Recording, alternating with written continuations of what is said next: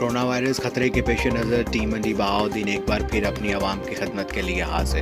آج ایک بار پھر ٹیم سرعام منڈی بہاوالدین کے جانبازوں نے کرونا وائرس سے عوام کی آگاہی کے لیے ایک مہم کا آغاز کیا، جس میں لوگوں کو اس سے متعلق اہم معلومات دی گئی اور ماسک بھی تقسیم کیے گئے۔ مزید جانتے ہیں عمر اشرف کی اس رپورٹ میں۔